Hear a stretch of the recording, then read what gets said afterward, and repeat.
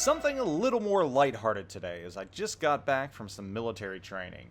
I recently been rewatching Game of Thrones. My wife and I will be in Malta and Dubrovnik for vacation this year and are actually taking some Game of Thrones tours. We wanted to get reacquainted with the sights we'd be seeing, so we decided to re-binge our favorite show. That led me to do some thinking. How do each of the houses in the show align with nations in World of Warships? With that, I did some pondering in the shower and on the porcelain throne, two places where I gained clarity of thought. This is what I came up with for various reasons. I'm eager to hear your thoughts on this, as I'm sure there will be many differing opinions. Let's begin, shall we?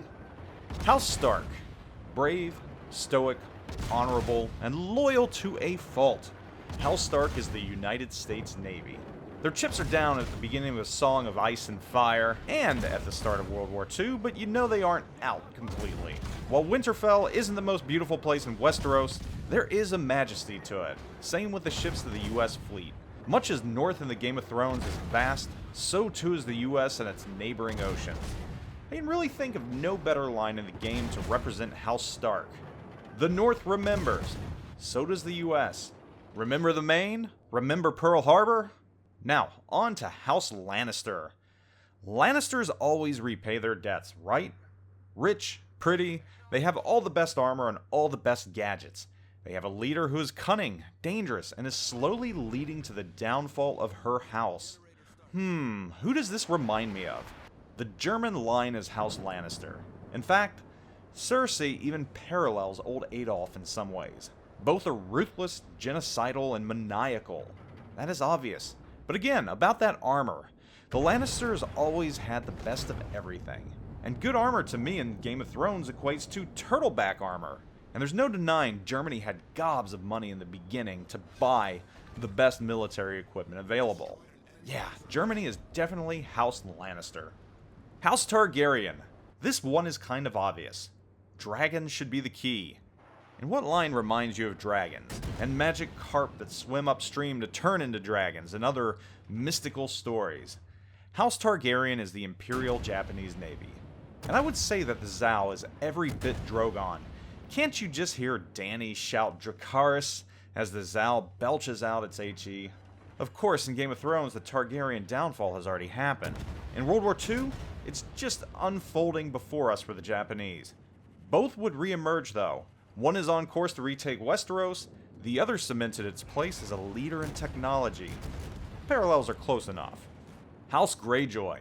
We do not reap, we do not sow. What's dead may never die. House Greyjoy is the Russian Navy. They might not be pretty to look at. Both have an almost utilitarian and steampunk appearance, but they get the job done. Russian destroyers are a bit like marauders and pirates. They strike fear into their enemies and are king of the seas. The Greyjoy sigil is a Kraken, which is one of the names tossed around for current Russia's underwater nuke torpedo. Both are king of the seas, but when they stray too far from home, they find themselves in trouble. For the Greyjoys, that's the inability to survive inland, kind of like Theon at Winterfell. For Russia, it's armor that's easily penetrated and citadeled from all angles on cruisers. House Tyrell. France, straight up France. In fact, if it wasn't for the fact that Loras Tyrell had a British accent in the show, he'd make a stunning French knight with his beautiful shining armor and roses. Looking at World War II parallels, just like the French, the Tyrells did things they didn't like. France got friendly with Germany when it became beneficial to them, though they had little choice.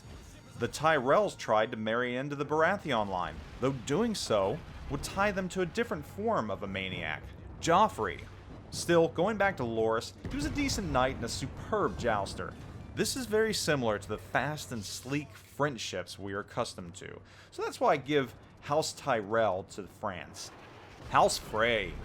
This was a tough one, and I hate to do this, but the Royal Navy is House Frey. Yes, I know the Freys were enemies, and yes, I know they betrayed the Starks. If this were a Revolutionary War comparison, they'd be the Benedict Arnolds, but it's not. So why did I choose House Frey for the Royal Navy? It's a more noble cause, really. In order to get anywhere, you had to cross the Twins, controlled by the Freys. With few men, they could secure the river. The British were no different. They controlled the channel and stopped Germany despite being up against spectacular odds. As for the ships, the Freys are a very medieval-looking house. Angular towers, much like those found on Royal Navy battleships and cruisers. In fact, did I just see Walter Frey in the bridge of the Queen Elizabeth? The last house we have is House Martell. For the Martells, I chose Italy. Yes, I know they have somewhat Italian accents. Does this mean I'm playing stereotypes? Well, look at Prince Oberyn. He was a very good fighter. Despite being small, he was fast, deadly. I think of the Italian ships this way. They are the embodiment of Oberyn Martell. Of course, Oberyn was a lover and a fighter, so maybe France should have been the Martells. That's a tough call right there. Anyhow, what do you think? Did I nail it? Am I right in my assessments? Where would you have placed each one of the houses? I'm interested to hear. Anyhow, be sure to like, sub, and comment. Do your duty. Thanks for watching. I am out.